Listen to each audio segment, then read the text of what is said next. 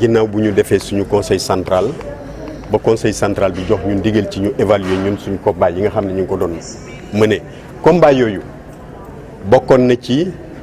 ñu jubbanti privatisation yu bon yi nga xam ne def nañ ko ci société yu mag yi nga xam ne Sénégal moom lañ am mu doon Transrail di Sunuor di SAR di ICS di Air Sénégal International ak yeneen société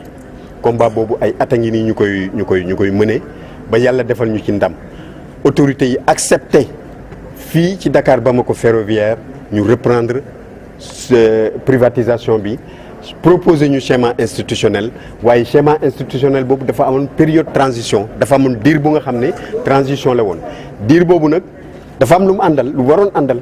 loola mu àndal nag moo des nommé nañ directeur bu compétent am nañ ci yaakaar en tout cas personnel bi macha allah bu du toon ñoom kenn waxatul waxu raay kon nguur yi bu Bamako ak bu Sénégal ñoo des parce que dañ waxoon ne transition bi octobre lay jeex dañoo waxoon tamit ne ñoom jël nañ engagement pour joxe 7 milliards ngir transition boobu jaar ci yoon pour que transition bi bu jeexee ñu mën a demal seen bopp loolu la ñu gis ne dafa sooxe waxuma la sooxe waaye suñu salaire yi mi ngi tardé loolu kenn mënu ko nangu ba tax na ñu ngi fàttali nguur gi ne ko nañ ñaari nguur yi d'ailleurs nañu gaaw verser li des ci reliquat engagement yi pour que kër gi mën a dox loolu bu ñu ko defoon kër gi dina mën a jëlal boppam en charge fonctionnement bi ak salaire yi c'est parce que defuñu ko moo tax jafe-jafe am kon nañ ko def buñ ko defee ñu feddaliwaat suñu ngemb accompagner transition bi mais accompagner aussi relance bi loolu daal mooy suñu taxawaay gis nañu ne atelier yi visité nañ ko gis nañu ni mu demee ñetti locomotive mënut a yor chemin de fer ce n'est pas possible donc nañ gaaw ci engagement yi pour que ñu mën a jënd ay pièces de rechange atelier yi dox locomotive yi génn Dakar Bamako ferroviaire mun a jël boppam en charge mais non seulement mun a jël boppam en charge mais aussi mu mun a amal njëriñ askan bi waaye nag nguur gi fekk si woon nañu ci loolu fii ci Dakar Bamako ferroviaire jël ay engagement ñu reprendre Transrail des mains de Jaber c'était un long combat ñu ànd ak ñoom ci proposition yi ñu defoon muy schéma institutionnel bi camarade bi rappelé tout à l'heure ak aussi période de transition bi ñu ànd ci ak ñoom tey jii nag ci mois d'octobre bii c'est une date phare bu nga xam ne transition bi waroon nañ ko évaluer ñoom defuñu ko mais ñun dinañ ko def ñu jàpp ne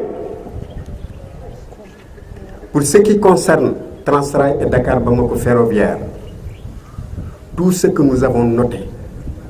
c'est la volonté de l'État de reprendre et de relancer mais il faut le dire nous sommes déçus de la gestion de la transition il faut que ça soit clair pour autant nous ne baissons pas les bras nous pensons que l'État va rectifier rapidement et poursuivre le plan de restructuration pour poursuivre le schéma institutionnel. En cela, nous l'accompagnerons. Mais nous disons aux États qu'il est grand temps de respecter les engagements, de décaisser les 7 milliards pour faire fonctionner la transition. Il est grand temps également de dire aux États que nous ne pouvons plus accepter des arriérés de salaire et des retards de salaire. Il faut que ça soit clair. Le syndicalisme de partenariat dynamique que nous sommes en train de mener, qui place l'entreprise au centre de ses préoccupations, mais qui exige le partage correct de la croissance, ne peut pas accepter un défaut d'engagement, de respect des engagements des États. C'est pas possible. Déçu parce que les engagements ne sont pas respectés, déçu parce que nos camarades qui ont porté le combat de la relance, qui ont porté d'abord le combat de la reprise des mains de Jaber, cette entreprise, et de la relance. Nos camarades continuent toujours à subir les représailles qui datent de longtemps. Il est grand temps de mettre fin à ces représailles. Il est grand temps également de régulariser nos camarades qui sont dans des situations de CDD et qui en réalité devaient passer automatiquement en CDI parce que les CDD qui ont été signés n'ont pas été renouvelés à terme. Aujourd'hui, de toi, ces camarades-là sont des CDI. On doit les intégrer très rapidement. Donc, je pense que